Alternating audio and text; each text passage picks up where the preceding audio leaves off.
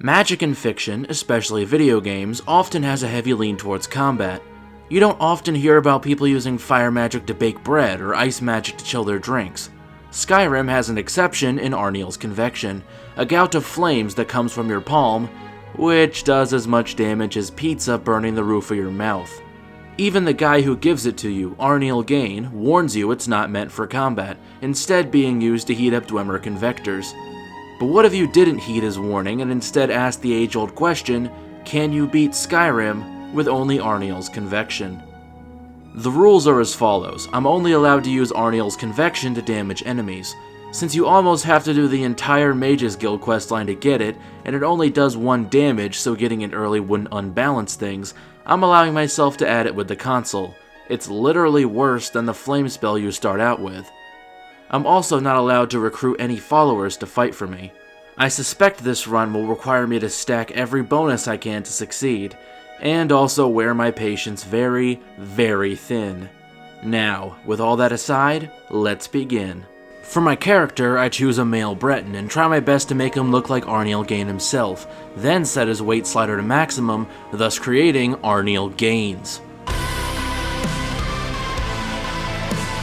While a high elf may have been a better choice mechanically, Bretons still have extra magic resistance and dragon skin to gain magicka during battle, so things could be worse. After dashing through the ash from a 1-horse Imperial carriage, I add Arniel's Convection with the power of Chim, and as I explained before, it does a whopping 1 damage compared to the basic flame spell's 8. Hoo boy. The only saving grace is that it uses 1 magicka per second, but even then, killing the literal first enemy in the game would have taken a solid few minutes if it weren't for Ralof. Of course, I'm going to be dual-wielding the spell at virtually all times, as 1 extra point of damage for now is better than nothing. The intro is almost always you getting carried by soldiers, so besides the spiders, which took a bit of effort to incinerate, and the bear whose AI I managed to break, there's nothing much to say here. Now that I have freedom, I get to showcase how pathetic the spell is right off the bat, as it takes significant effort to kill a basic fox, an enemy that literally can't defend itself. With its charred pelt in hand, I obviously go for the Mage Stone, as your destruction skill levels with the amount of damage you inflict, so I'll need all the help I can get. Speaking of which, I try to get some destruction EXP off this bandit, but Ralof just had to be extra and cut him down with his axe. In Riverwood, I see that Lucan has some novice robes of destruction that reduce the cost of destruction spells and increase my magicka regen, but even selling all my unwanted goods doesn't let me afford it, so I leave it for now. I realized very quickly that there was no way in hell I was doing this legit, as spending 5+ minutes to kill every bandit, draugr, and douchebag I come across did not sound good for my sanity. So I take a carriage ride to Dawnstar for something you're probably aware of. That's right, we're gonna cheat. Yes, I do the Dawnstar chest glitch for several reasons. 1, for an unlimited source of gold, 2, to grind out enchanting for easy levels, and 3, to enchant or find armor that reduce spell costs. In the process, I end up buying a few spells, getting a few perks here and there, and once I get bored, casting courage on people over and over to grind illusion. Why am I increasing illusion if I can only use a destruction spell? The inner machinations of my mind are an enigma. Nah, it's really because, due to a glitch, the Aspect of Terror perk in the illusion tree increases the damage of fire spells, if you have the Intense Flames perk. Once I get too loaded with unwanted goods, I head to Winterhold and sell all my things to Berna, resetting her with a good old flame to the face.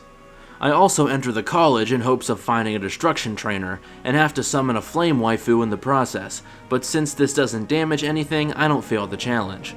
Turns out this was a waste of time, as you need to progress the college questline to get access to the trainer. Oops. Oh well, leaving the real Arniel Gain to rot as I use his patented spell to my own ends, I head to Windhelm for an actual destruction trainer, Wunferth the Unliving. Only problem is, I forgot that leveling up without training doesn't carry the points over, so if I want to boost my destruction to 60, I'm gonna have to do a lot more grinding. Great. In the middle of this grinding, I enchant myself a magic boosting set of armor that will suffice for now, at least until I find something better. Luckily, since I bought the Soul Trap spell earlier, I can cast it on any random corpse for extremely quick conjuration experience, allowing me to level up and train my destruction to 50. Sorry if it seems like I'm speeding through this, but I trust you don't want to watch me open a chest, burn a cat, fiddle with enchantments, sell random shit, burn a woman, train with a crazy old man, desecrate a corpse, cast green shit in people's faces, and repeat this ad nauseum.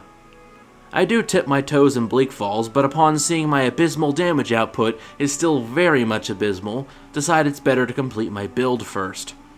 To do this, I have to move on to Stentor in Solitude, as she can actually train me past level 50.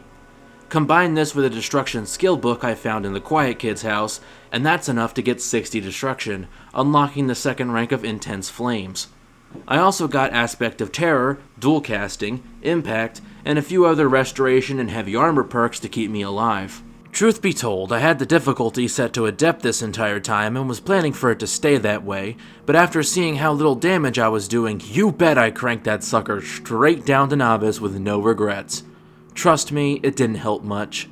At the very least, the dual casting perk gives me a marginal damage boost, at the cost of draining more magicka, of course. I'm not even sure if the Augmented Flames perk applies to Arniel's Convection, as I know the Novice Destruction perk doesn't, but better safe than sorry, right?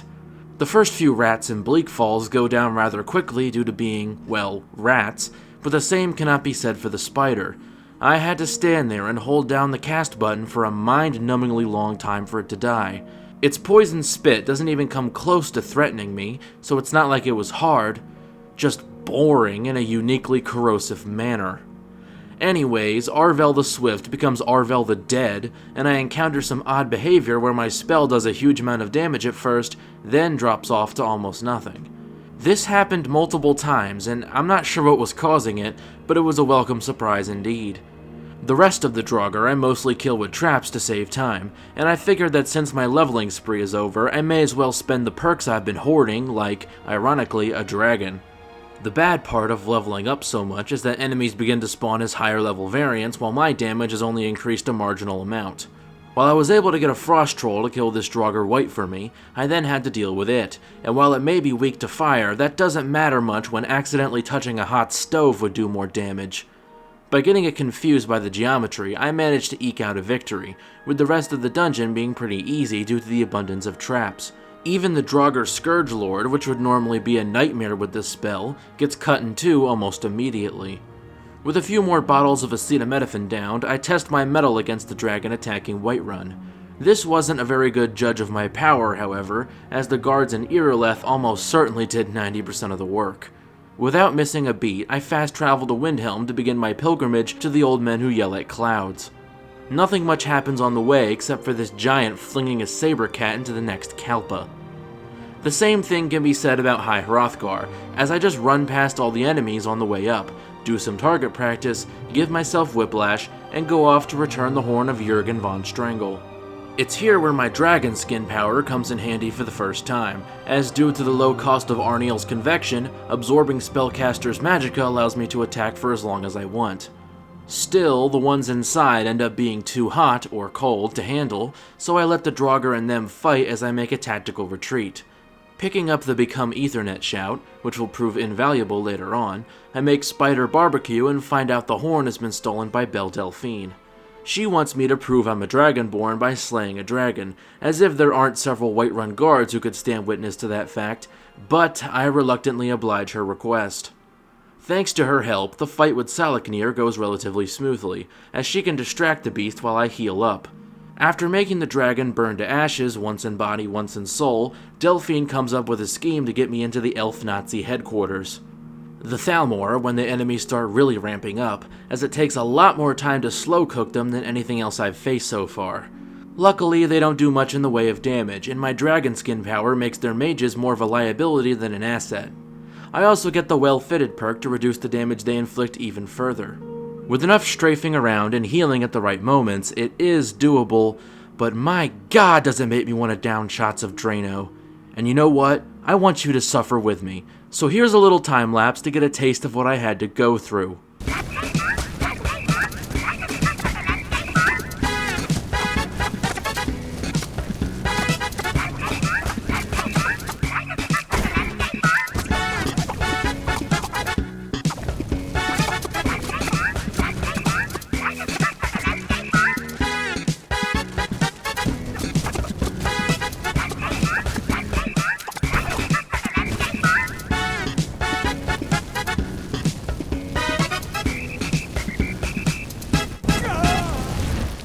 Long story short, the elf Nazis don't know about the dragons, but they do know of the man who did the voice in the trailer, and now I have to find his prepper ass. The Ratways are a bit more merciful, as if I get too injured, I can leave, wait an hour, and come back in with full health and magicka. The bandits aren't a problem, and the Thalmor I've already covered, so I'll do you a mercy and skip past this part. Now, we have to go to Skyhaven Temple to learn how to beat Alduin, but first things first, I let Esbern and his flame atronach girlfriend crack down on crime. Careful.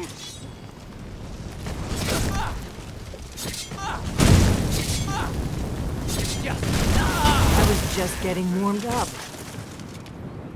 After running past the Forsworn outside, the ones inside go down surprisingly quickly at this stage in the game. Whether this is a fluke or just good luck is irrelevant. Anything that doesn't make me want to have a romantic bath with a toaster is welcome in my book. The rest of the puzzles are as piss easy as ever, and we learn that I need to find the Dragon Wren shout, which has the same effect on a dragon's brain as tilting the cartridge does the GoldenEye. But first, I need to get past a bunch of hostile winds and floating ice snakes, which I do with the revolutionary technique of running forward. Parthenax violates my personal space, I sneeze in his face, and he tells me I need to find an Elder Scroll to learn the shout from the past. I then swim across a huge frozen ocean on a hunch and meet a true SDL moderator, who tells me to go to Aftland to find one. On the way to Alfland, I watch a bear take an ice cube up the ass and run past some more bears and wolves cause Ain't nobody got time for that! I expected the dwarven spiders to give me more trouble, but it seems the bonus damage thing from before has come back, as they go down surprisingly quickly. Jadar, on the other hand, does not, as he has the power of crackhead strength. I was able to find a spot where I could hide and avoid most of his attacks, but killing him still took a while.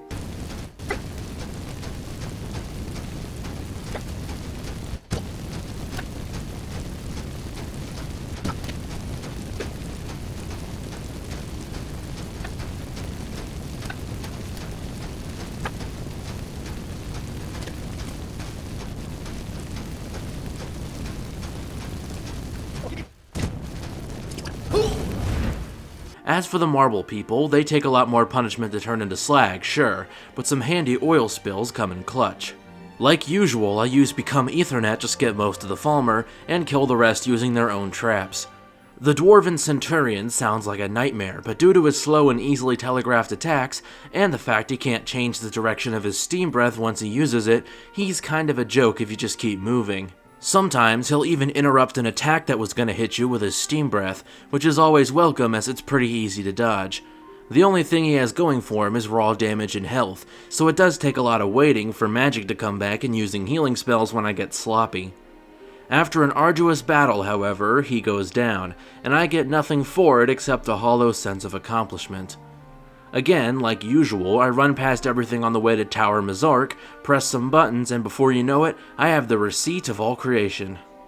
Before facing Alduin, I make sure to buy some extra potions, as I know he has some innate fire resistance, making my already paltry damage equate to virtually nothing.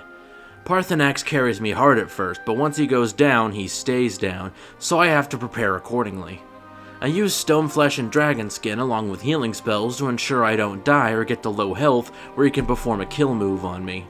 I also constantly chug magic and health potions, as I don't want to waste all my magic on healing spells and I don't want to waste my time waiting for my magic to regen. Once he gets to low health, I no longer need to Dragon Rend him, so I use the Become Ethernet shout as much as possible. With good timing, I can use it to avoid one or possibly two of his breath attacks, and it lets my magicka regen a bit while I can't be harmed. I was honestly afraid I was going to run out of potions and magicka, but in the end, I just about managed to toast Alduin like the big black marshmallow he is.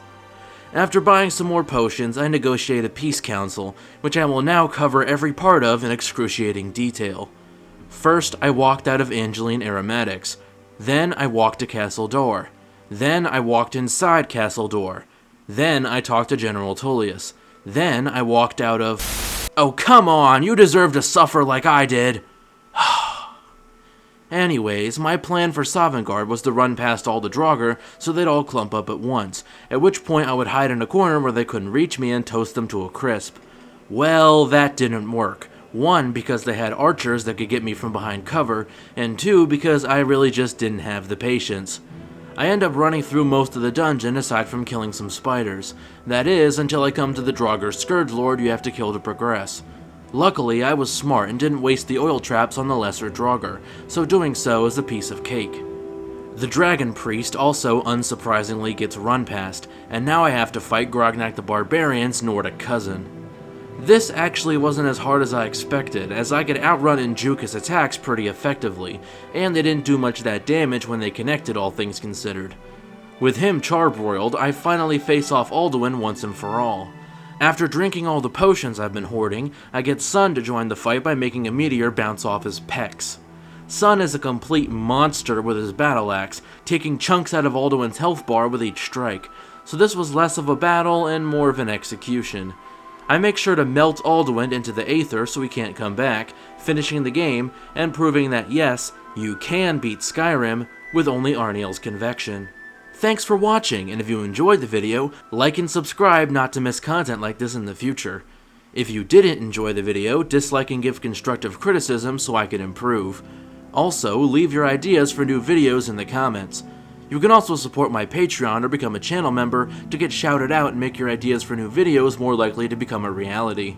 Check me out on Reddit or Discord using the links in the description, or check out my second channel, The Loophole, where I post everything that doesn't fit on this one. This is Causal Loop signing off. Peace.